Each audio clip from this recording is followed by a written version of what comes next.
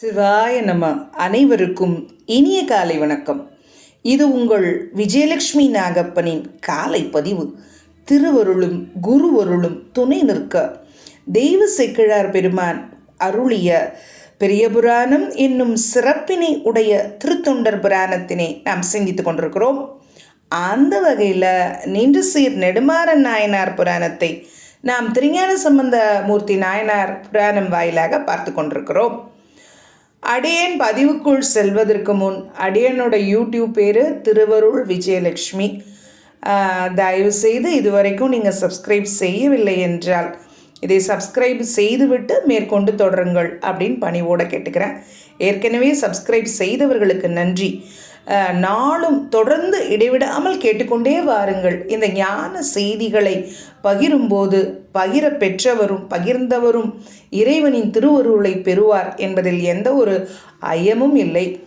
அந்த வகையில் நம்ம நேற்று என்ன பதிவில் பார்த்தோம்? நம்ம ஞான சம்பந்த பெருமான் அந்த திரு ராமேஸ்வரத்தில் அந்த கோயிலோட உள்ளே போகிறதுக்கு முன்னாடியே அந்த திரு கோபுரத்தை பார்த்த மாத்திரத்திலேயே நிலத்தில் விழுந்து வணங்கி அங்கேருந்து தலத்தையெல்லாம் வழிபாடு செய்தார் என்று பார்த்தோம்.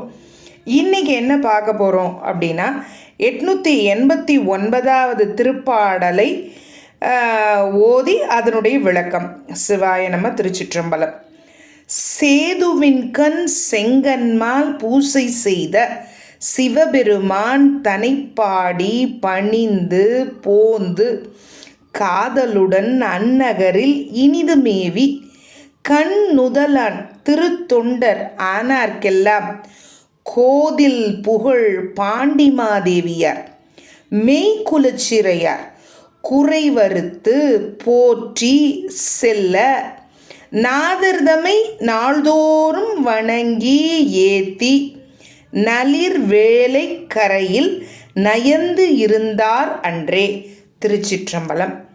இப்பொழுது இந்த திருப்பாடலுக்கான விளக்கத்தை அப்படியே ஆற்று நீர் பொருட்கோள் முறைமையிலேயே நாம் பார்த்து விடுவோம். சிவாய நம. சேதுவின்கண். சேது அப்படிங்கிறது அங்கே திரு ராமேஸ்வர தலத்தை குறிப்பிடப்படுகிறது. அந்த திரு ராமேஸ்வரத்தில் செங்கன்மால் நம்முடைய சிவந்த கண்களை உடைய திருமால் பூசை செய்த சிவபெருமான் அவரை நம்முடைய ஞானசம்பந்த பெருமான் வணங்கி பாடி போந்தன புறத்தே வந்து காதலுடன் அந்நகரில் இனிது மேவி ரொம்ப விருப்பத்தோடு அந்நகரத்தில் தங்கியிருந்து கண்ணுதலான் திருத்தொண்டர் ஆனார்க்கெல்லாம். கண்ணுதலான் யார்? நெற்றியிலே ஒரு ஒப்பற்ற கண்ணினை உடையவர் நம்முடைய எம்பெருமானான சிவபெருமான். அப்படிப்பட்ட சிவபெருமானின் தொண்டர்களுக்கெல்லாம் என்ன பண்ணுறாங்க? கோதில் புகழ் பாண்டிமாதேவியார். பாண்டிமாதேவியாருக்கு முன்னாடி எப்படிப்பட்ட ஒரு அற்புதமான அடைமொழியை போடுகிறார் நம்முடைய தெய்வ சிக்கிழார் பெருமான்.